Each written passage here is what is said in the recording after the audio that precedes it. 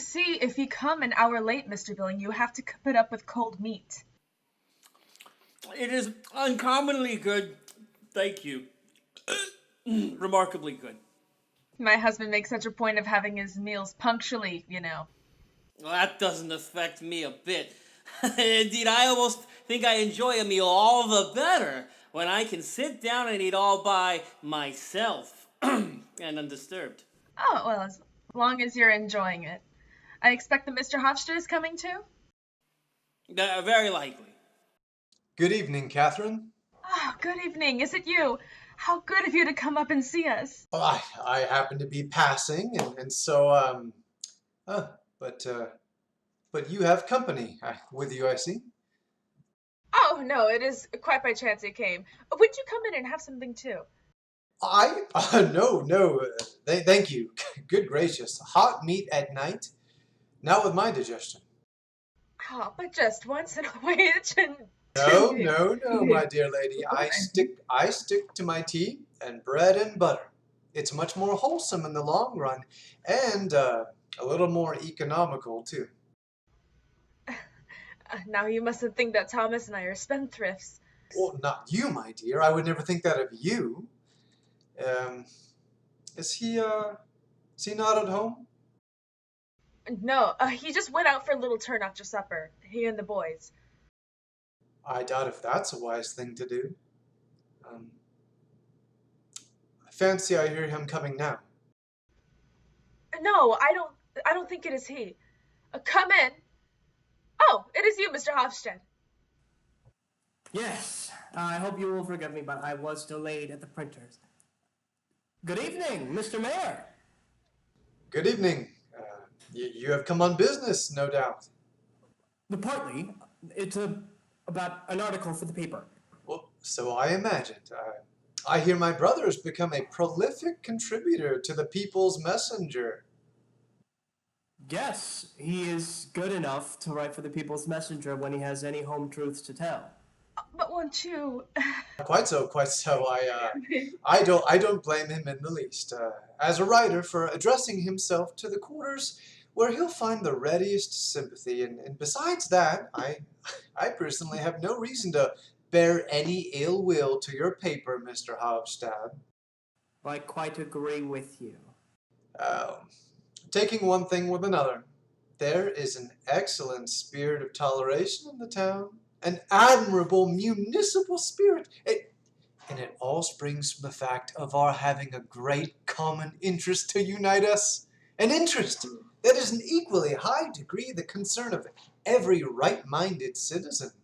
The baths, yes. Oh, exactly, yes! Our fine, new, handsome baths, mark my words, Mr. Hofstede.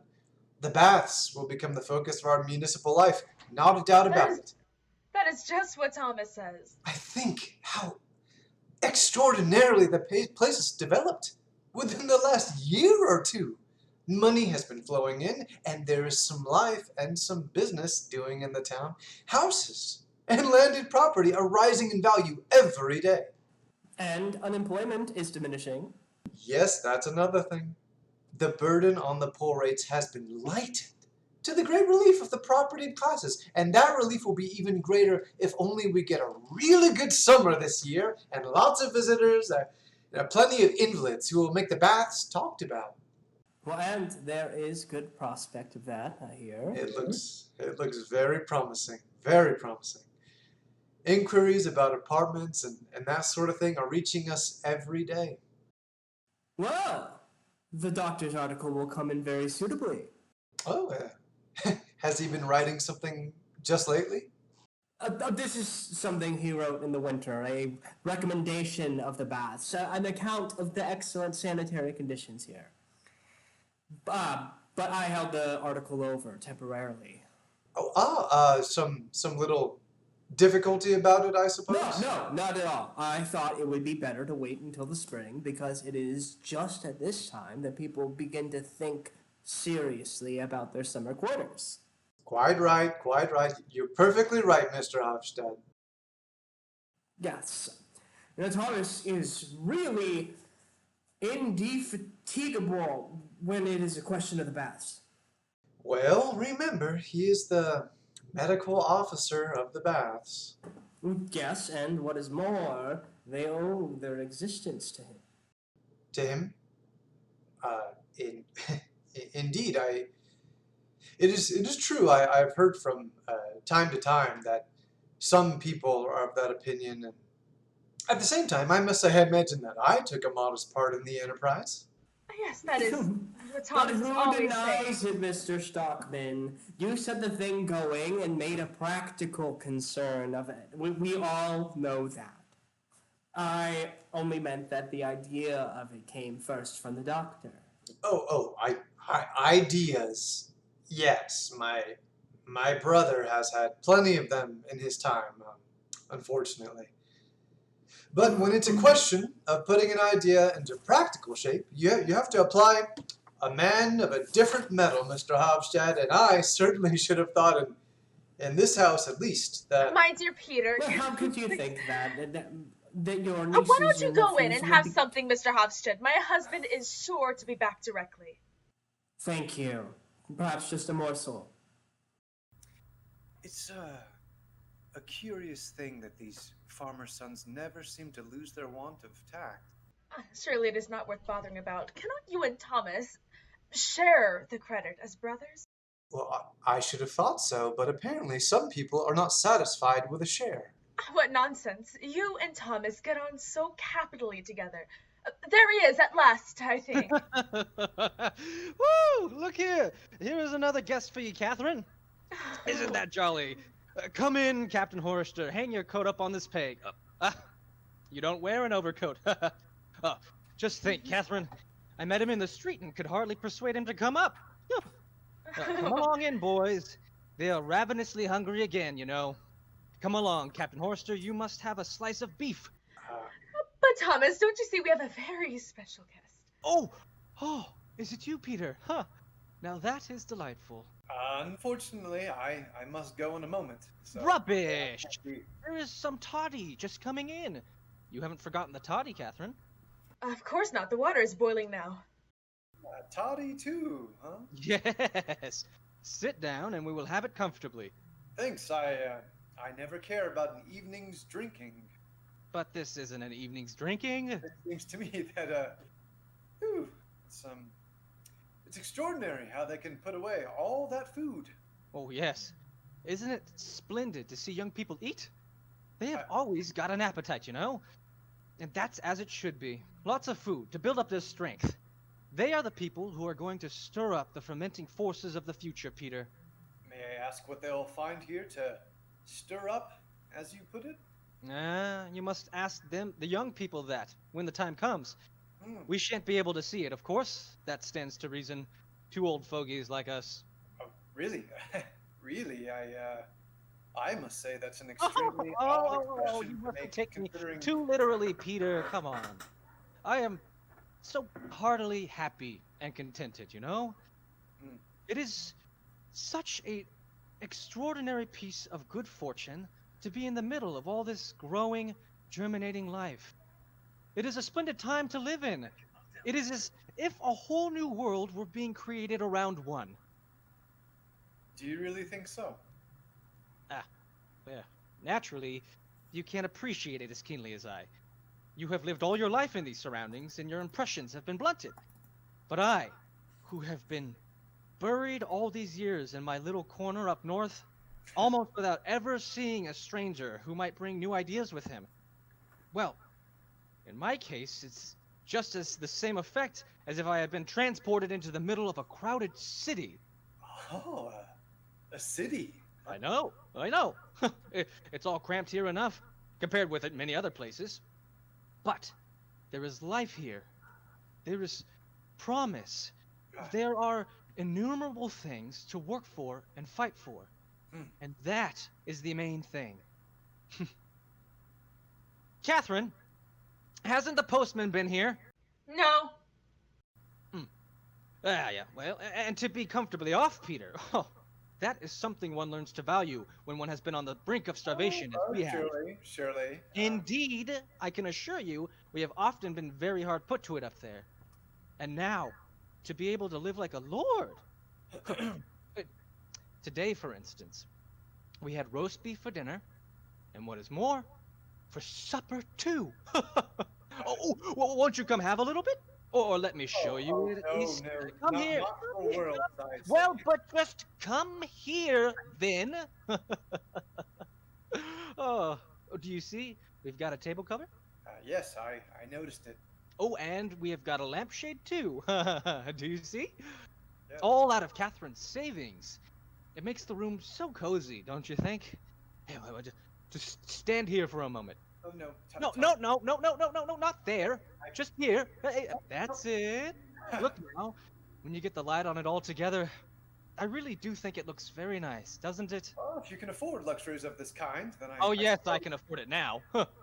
Well, Catherine tells me I earn almost as much as we spend. Almost, yes. But a scientific man must live in a little bit of style. I'm quite sure an ordinary civil servant spends more in a year than I do. I dare say. A civil servant, a man in a well-paid position. Well, any ordinary merchant then. A man in that position spends 2 or 3 times as much as I would. It depends on the circumstances. Well, at all events, I assure you, I don't waste money unprofitably. But I can't find it in my heart to deny myself the pleasure of entertaining my friends. I need that sort of thing, you know? I have lived for so long, shut out of it all, that it is a necessity of life to me to mix with young, eager, ambitious men of liberal and active minds. And that describes every one of those fellows who are enjoying their supper in there. I wish you knew more of Hofstadt. By the way, Hofstadt was telling me he was going to print another article of yours. An article of mine? Yes, about the baths. An article you wrote in the winter. Oh, that one. No, I don't intend that to appear just for the present. Oh, why not? It seems to me that this would be the most opportune moment. Yes, very likely, under normal conditions. Well, is there anything abnormal about the present conditions? Well, to tell you the truth, Peter, I can't say just at the moment. At all events, not tonight. There may be much that is very abnormal about the present conditions. And it is possible there may be nothing abnormal about them at all. It is quite possible it may be merely my imagination. I must say, it all sounds most mysterious. Is there something going on that I am to be kept in ignorance of? I should have imagined that I, as chairman of the governing body of the baths... And I should have imagined that I, as the official medical...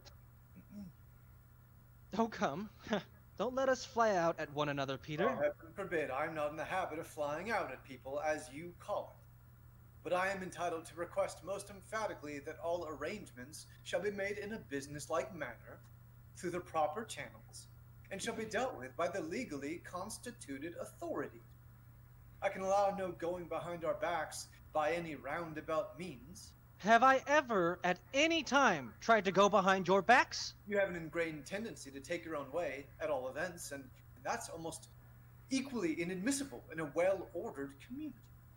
The individual ought undoubtedly to acquiesce in subordinating himself to the community, or to speak more accurately to the authorities who have the care of the community's welfare. Very well, and very likely. But what the deuce has all this got to do with me? Well, that's exactly what you never appear to be willing to learn, my dear Thomas. But mark my words, someday you will have to suffer for it, sooner or later. Now I have told you. Goodbye. Have you taken leave of your senses? You are on the wrong scent altogether. I am not usually that. You must excuse me now if I,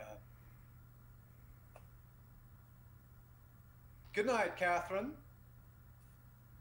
Good night, gentlemen. Has he gone? Yes, and in such a bad temper. But, dear Thomas, what have you been doing to him again? Nothing at all. And, anyhow, he can't oblige me to make my report before the proper time. What have you got to make a report to him about? Leave that to me, Catherine.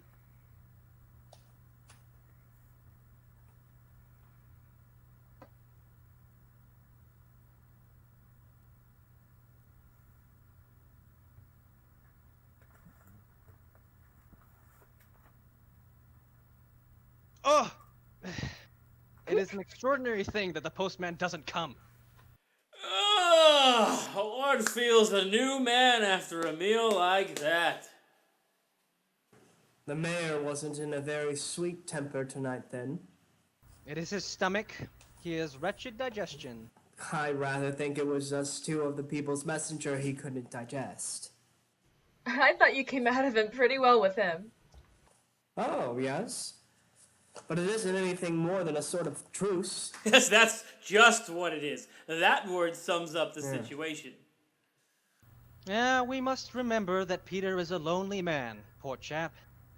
He has no home comforts of any kind. Nothing but everlasting business. And all that infernal weak tea wash that he pours into himself. Now then, my boys, bring chairs up to the table. Aren't we going to have that toddy, Catherine? I am just getting it. All right. Sit down here on the couch beside me, Captain Horster. We so seldom see you. Please, sit down, my friends. There you are. This is Iraq, and this is rum, and this one is the brandy. Now everyone must help themselves. Oh, we will. Oh, and let us have the cigars. Eilif, you know where the box is. And you, Morton, can you fetch my pipe? Thank you. Now, I have a suspicion that Eilif pockets a cigar now and then, but I take no notice of it. Oh, and my smoking cap too, Morton. Catherine, can you tell him where I left it? He's got it. Now, my friends, I stick to my pipe. This one has seen plenty of bad weather with me up north. Your good health.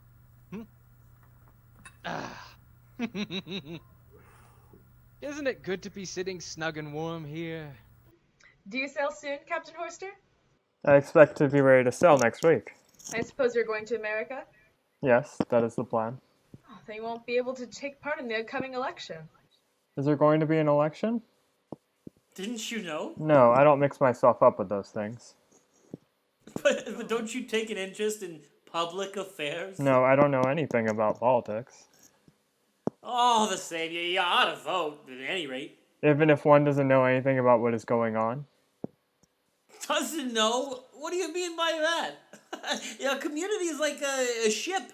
Everyone ought to be prepared to take the helm. Maybe that is all very well on shore, but on board ship it wouldn't work. It is astonishing how little most sailors care about what goes on shore. Very extraordinary. Sailors are like birds of passage. They feel equally at home in any latitude. And that is only an additional reason for our being all the more keen, Mr. Hofstadt. Is there anything of public interest in tomorrow's messenger? Nothing about municipal affairs. But the day after tomorrow, I was thinking of printing your article. Devil take it, my article. Look here, that must wait a bit. Really? We had just got convenient space for it, and I thought it was just the opportune moment for it to be No, reviewing, yes, with very likely you are right. But it must wait all the same. I will explain to you later. Good evening. Oh, good evening, Petra. Come along. And you have all been sitting here enjoying yourselves while I have been out busting my hump. Well, come and enjoy yourself too. May I mix a glass for you? Thanks, I would rather do it. You always mix it too strong. But I forgot, Father. I have a letter for you. A letter? From whom? The postman gave it to me just as I was going out. And you only give it to me now? I really had not time to run up again. There it is. Well, let's see, child. Yes, that's all right. Is it the one you've been expecting so anxiously, Thomas? Yes, it is. I must go to my room now, and, where shall I get the light, Catherine? Is there no lamp in my room again? Yes, your lamp is already lit on your desk. Good. Excuse me for a moment. What do you suppose it is, Mother? I don't know. For the last day or two, he's always been asking if the postman had not been. That's probably some country patient. Poor old Dad. He will overwork himself soon. There, that's gonna taste good. Have you been teaching in the evening school again today? 2 hours. And 4 hours of school in the morning? 5 hours. And you still have got exercises to correct, I see. A whole heap, yes. You are pretty full up with work too, it seems to me. Yes, but that is good. One is so delightfully tired after it. Do you like that? Yes, because one sleeps so well then. You must be dreadfully wicked, Petra. Wicked? Yes, because you work so much. Mr. Orland says work is a punishment for our sins. Pooh, what a duffer you are to believe a thing like that. Oh, come, Eilith. That's capital! But don't you want to work as hard as that, Morton? No, indeed I don't. What do you want to be then? I should like best to be a Viking. You would be a pagan then. Well, I could become a pagan, couldn't I? Well, I agree with you, Morton. My sentiments exactly. I am sure that is not true, Mr. Yes, Billy. I swear it is. I am a pagan and I'm proud of it. Believe me, before long, we shall all be pagans. And then shall be allowed to do anything we like. Well, you'll see, Morton. You must go to your rooms now, boys. I'm sure you have lessons to learn for tomorrow. I should like so much to stay a little longer and... No. Away, both of you. Go. Do you Both of really you, think go. you can do the boys any harm to hear such things? I don't know, but I don't like it. Good night. Night. But you know, Mother, I think you really are wrong about it. Maybe, but I don't like it. Not in our own home. There is so much falsehood both at home and at school. At home, one must not speak. And at school, we have to stand and tell lies to the children. Tell lies. Yes. Don't you suppose that we have to teach them all sort of things that we don't believe? That is perfectly true. If I only had the means, I would start a school of my own. And it would be conducted on very different bother lines. the means. Well, if you are thinking of that, Miss Stockman, I shall be delighted to provide you with a schoolroom. The great big old house my father left me is standing almost empty, and there's an immense dining room downstairs. Thank you very much, but I'm afraid nothing will come of it. No. Miss Petra is much more likely to take to journalism, I expect. By the way, have you had a time to do anything for that story, the English story you promised to translate for us? No, not yet, but you shall have it in good time. Well, now the town will have something new to talk about, I can tell you.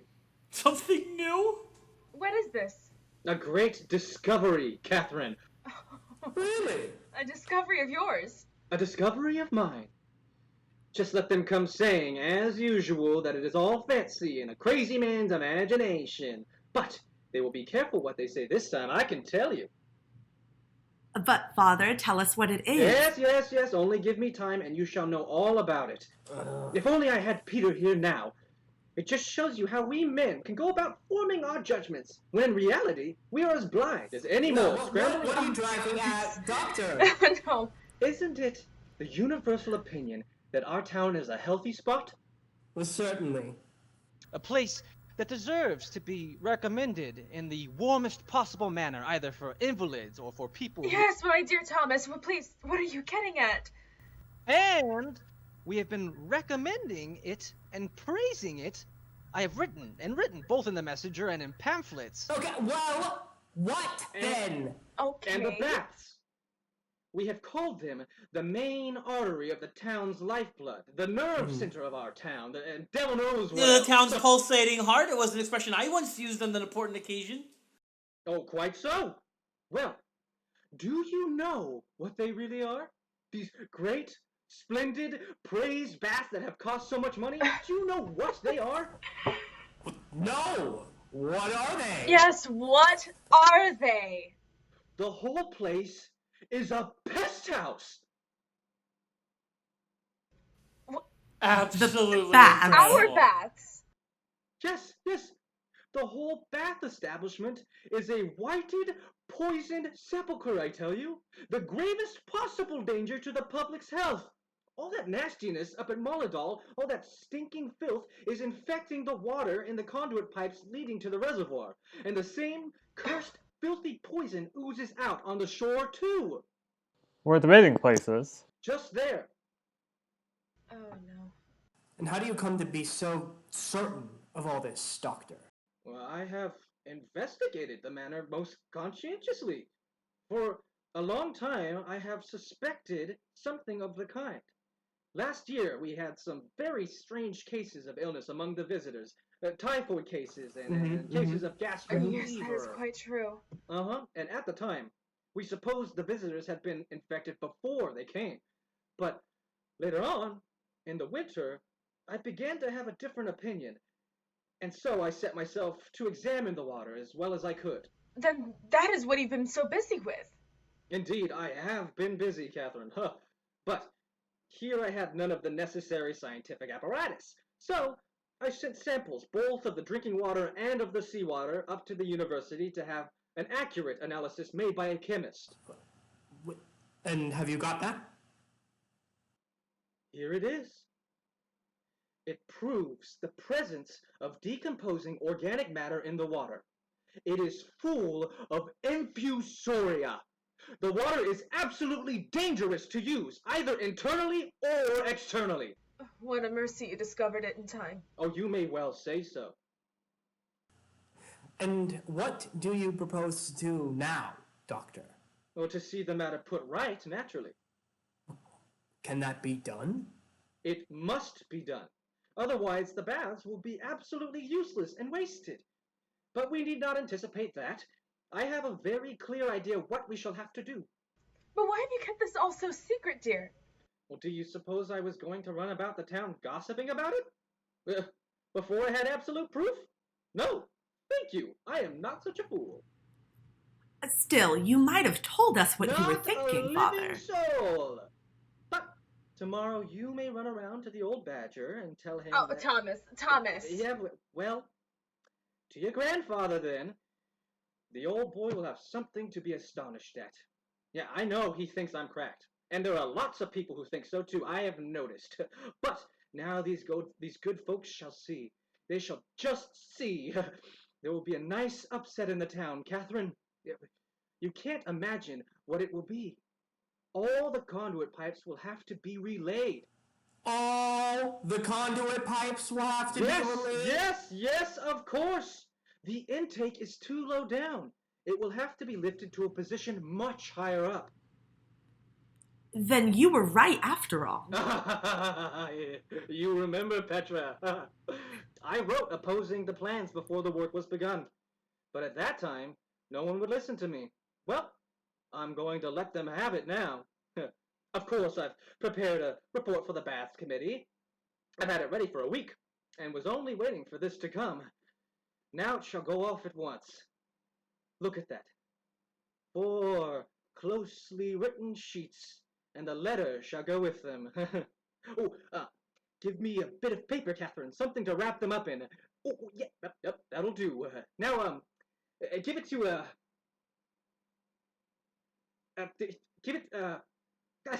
what the deuce is her name? Give it to the maid and tell her to take it at once to the mayor. What do you think Uncle Peter will say, Father? What is there for him to say? I should think he would be very glad that such an important truth has been able to be brought to light. Will you let me print a short note about your discovery in the messenger? Well, I shall be very much obliged if you will. It is very desirable that the public should be informed about it without delay. Certainly. She has just gone with it. Upon my soul, Doctor, you're going to be the foremost man in the town. Nonsense. As a matter of fact, I have only done nothing more than my duty. I've only made a lucky find, that's all. still, all the same, Hofstad, don't you think the town ought to give Dr. Stockman some sort of a testimonial? I will suggest it anyway. And I will speak to Alf Sloskin about it. No, my good friends, don't let us have any of that nonsense. I won't hear anything of the kind. And if the Baths Committee should think of voting me an increase of salary, I will not accept it. Do you hear me, Catherine? I won't accept it. You are quite right, Thomas. Your health, Father. Your health, Doctor. I hope it'll bring you nothing but good luck. Oh, thank you, my dear fellows. I feel tremendously happy. It is such a splendid thing for a man to be able to feel that he has done a service to his native town and to his fellow citizens. Hurrah, Catherine! Catherine